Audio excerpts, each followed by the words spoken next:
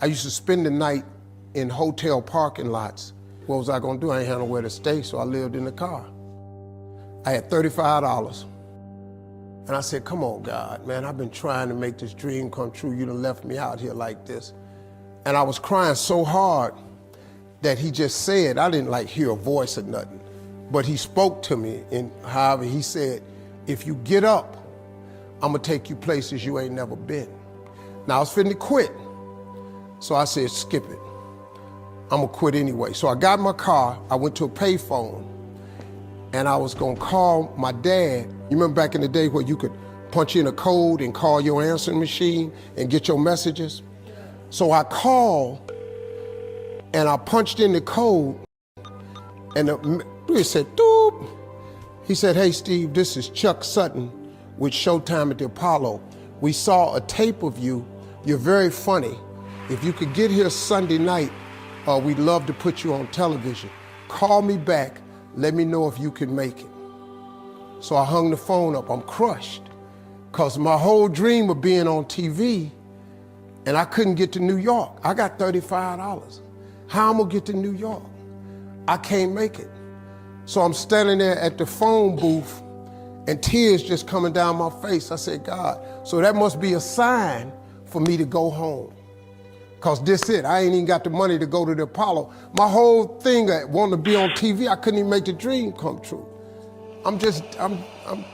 This is the most messed up moment. And so I said, man, let me call this dude back. Call him back. So I called him back. Steve, this is Chuck Sutton, Showtime at the Apollo. We saw a tape of yours. You're very, very funny.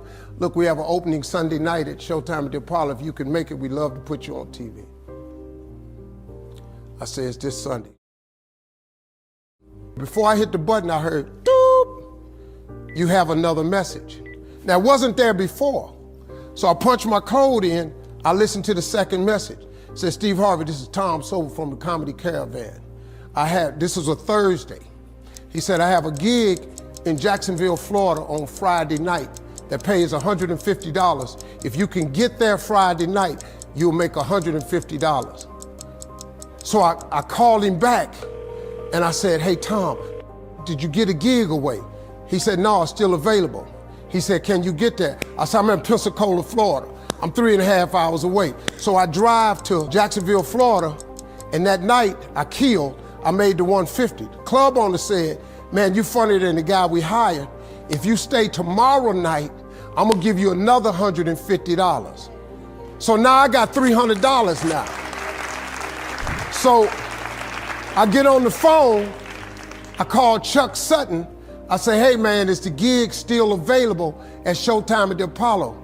He said, yeah, we got one opening left. I said, I'll be there. So I called Eastern Airlines, who used to be open back then. They had a special for $99 going from Jacksonville, Florida to New York round trip. So I parked my car at the airport. I got it.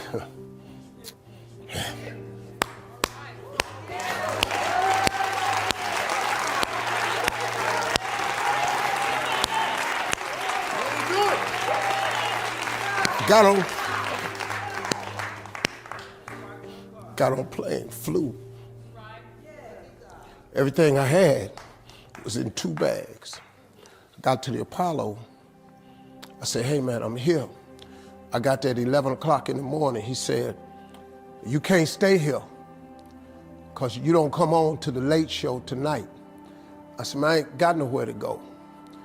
I said, if you just let me stay in this building, man, I ain't gonna move around nothing. I ain't got nowhere to go. I'm in Harlem, I can't go back out here. I got these 2 bags. I got victim wrote all over me, man. So he said, all right, if you go upstairs, don't come down. So he put me in the dressing room on the 6th floor. So that's where all the comedians was. So I stayed up there. I got hungry around 3 o'clock, man. I couldn't take it no more. So I went back downstairs, a dude named Alton Liston. I said, hey man, he said, man, I thought I told you, don't come down them damn steps. I said, hey man, I'm just hungry, man. I said, let me go to that KFC I saw on the corner. Just let me get some chicken. I'll come right back. He said, man, if you ain't back in 20 minutes, you ain't getting in this building. So I went, bought me some chicken, came back. So the comedians started coming in the building. They started coming up on the 6th floor. So I meet this guy named 𝐬𝐸 I introduce myself, he introduced himself. I'm sitting there, another guy come in named Dwayne Johnson. Then this other dude walked in named Jamie Foxx. And I introduced myself. We don't know each other, ain't none of us famous. It's 1991, man.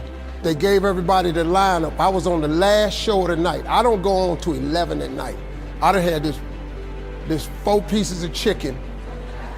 I'm starving, man. That chicken done wore off. I'm nervous, man. I'm about to throw up. 𝐬𝐸 went downstairs. 𝐬𝐸 got booed off. Dwayne Johnson got booed off. Jamie Foxx went down there and got booed. They booed Jamie, then Jamie started singing. And then they started clapping. And Jamie had their ass, then he went back to them jokes, and they got his ass. So I'm walking down and say, hey man, hang in there. He said, man, that ain't never happened to me before, man. This is crazy. This Jamie Foxx, man, one of the most talented people in all of comedy. And now, you don't even know how nervous I am, man. I can't even, my breathing is shot because these dudes been booed. So I walk out, I had wrote this joke. Mike Tyson had got in a fight in Harlem with this heavyweight named Mitch Green. Mike Tyson had hit the dude in the eye in the store. Now he was on the news, his eye was swollen. So the joke I wrote was, they was interviewing Mitch Green and he was telling everybody what happened, but his eye took over the interview. And I wrote this joke that his eye started talking and was just, I tell you what happened. The heavyweight champ's fist is coming towards my face. I just said, Lord, Lord, Lord. And I wrote this whole joke about this dude's eyeball talking. And when the punch came, and all this here,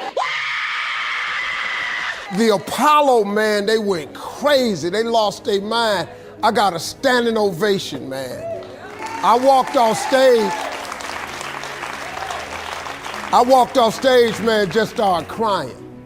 I couldn't believe it. And they paid me. I made $750 for being on TV for one night. I'd never made $750 telling jokes in one night. And so that was my first television appearance. A couple weeks later, Sinbad was the host of the show. He got this job on Different World. And so he quit. And so Mark Curry became the host. And then Mark Curry got hanging with Mr. Cooper and he quit. And they came to me and said, would you come back to New York and host amateur night for us to just try you out? Oh, ain't no problem. And so I went to New York, I hosted amateur night and I was killing. But every time we went to commercial break, I was supposed to let the warm-up act take over like Ruben does. But I knew not to let the warm-up act do that because he would change the attitude of the crowd because the Apollo was a wild place. So you have a moment where you could go forward or you can give up. But the thing you have to keep in mind before you give up is that if you give up, the guarantee is it will never happen.